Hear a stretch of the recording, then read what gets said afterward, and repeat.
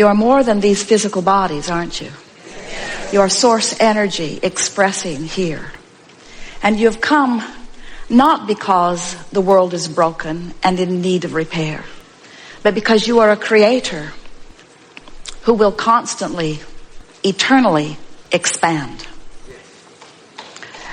When you find an environment as magnificent as this, that inspires new desire within you all day, every day, and you simultaneously, as the new desire is exploding from you, are aware of where you stand in vibrational relationship to it. So you are bit by bit bringing yourself into alignment with each new idea as it comes.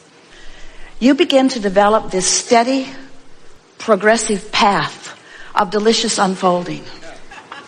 We call it life in the vortex. But for those who don't know about the vortex or who want to call it something else, for those who aren't aware that they are vibrational beings, who don't know that the source within them is calling them eternally, as they see you living life from inside the vortex, they describe you in this way. They say, how is it that you barely seem to identify something as something that you would like to participate in, and it moves to you and you move to it? How is that so? As they observe you, they say, how is it that you are so clear-minded that a question occurs, but almost as soon as the question has been formulated within you, the answer begins to come? How is it that the answers are so fast on the heels of your questions? What is up with you, they want to know. How is it, they say, that you can barely tip your toes into something that would be remotely recognized by many others as a problem, but before you even get your feet wet, the solution begins to show itself to you? How is it you are joyful mostly? How is it that you are fun everywhere you go? How is it that your timing is so precise? How is it that you maintain your physical vitality? How is it that you seem to move through time without decline? How is it that you remain physically focused, and yet there is something about you that seems otherworldly? And to most of them who are not ready to hear what you say about the vortex, you say to them something that is softer and simpler. You say, well, I have a philosophy of life that is serving me well. I believe in the well-being that surrounds us. I believe it is dominant. And because I believe it is dominant, I look for it. I focus upon it everywhere I look. And because I look for it, I find it. And when I find it, I focus upon it. And as I focus upon it, I practice the vibration of it until it's the only thing that can find me. I live in a world of well-being predominantly because well-being is what I look for. In fact, I have a mantra, you might say to them. Today, no matter where I'm going, no matter what I'm doing, no matter who I'm doing it with, it is my dominant intent to look for what I'm wanting to see. Because when I look for what I'm wanting to see and find it, I practice the vibration of that. And then my world is filled with things that essentially, things that in essence are the same as that. Oh, don't get me wrong, you can say to them. I live in the world, the real world, like you. And from time to time, I see those things that I'd rather not see. But I discovered some time ago, you may tell them, that whenever I know clearly what I don't want, I know equally clearly what I do want. And I've just learned to get off of what I don't want and on to what I do want as quickly as possible. When I was really little, I could feel that when someone praised me, it felt really, really good. And in the same way, when someone criticized me, it didn't feel good at all. And I recognized even when I was little that when I praised someone else, it would most likely feel good to them. And that if I were to criticize them, it would most likely not feel good to them. But what I was startled to discover is that every time I criticize anyone else, I don't feel good either. And so I've decided that there is a power in the way I feel. I believe, you may tell them if you want, that we were born into these physical bodies for the purpose of exaggerated and blissful expansion. And as I participate with those who surround me, I know that it's true of me and all of them that we are doing exactly that. But then somewhere along my trail, I figured something else out. Not only do I want to feel good, and not only does it feel really good to feel good, but I discovered that I have unconditional control of the way I feel. That was a big step for me. Because when I discovered that through the power of my focus, I could always find something that would feel good, and that if I deliberately do focus, that I can train myself into a frequency where only good feeling things can find me, my life started getting better right away. But then I discovered that there's an even deeper law behind it. I finally figured it out. I figured it out through my own trial and error, through my own exposure of my own life to the details that surrounded me. I figured it out that when I am in a moment of appreciation, it feels like the fullness of all that I am is right there appreciating with me. It's as if everything in the heavens is opened up to me, and my ability to see the positive aspect of whatever I am defining becomes fuller and greater. And I also discovered that if I do find something to criticize, it's like I empty out of me. It's like I go somewhere where the larger part of me does not go. So once I got wind of that, once I started figuring out that I am in harmony with that which is source in my joy and in my love and in my praise, and I'm out of harmony in my criticism, in my anger, in my fear, I began to recognize that I was born with this guidance system, that this system within me to let me know not just how to get the most beautiful things in the world. I don't think that is really my purpose, although I don't mind getting it. I discovered that I was born with a guidance system to help me keep up with me. And I discovered that in any moment in time that I'm not keeping up with me, I can't bear it.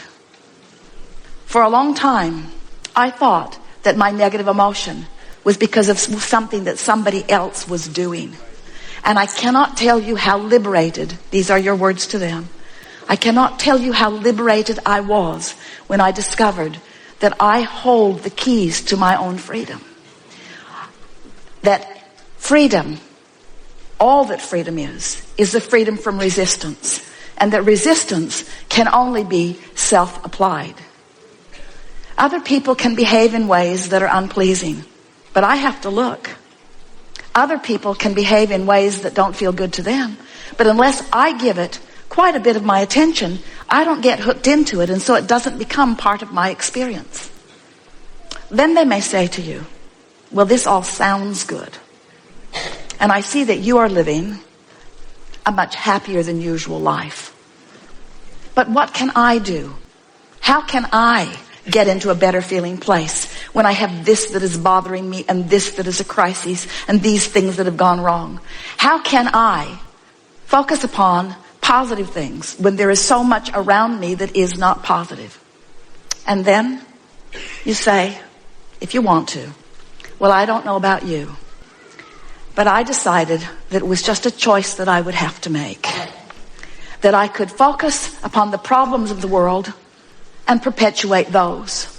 Or I could focus upon the solutions of the world and perpetuate those. And beyond the perpetuation of the solution, I discovered that it feels way better to focus upon the solution than the problem. And so I do it for me, selfishly. I have to tell you, I do it for me. And then they may say to you, oh, I've heard of selfish ones like you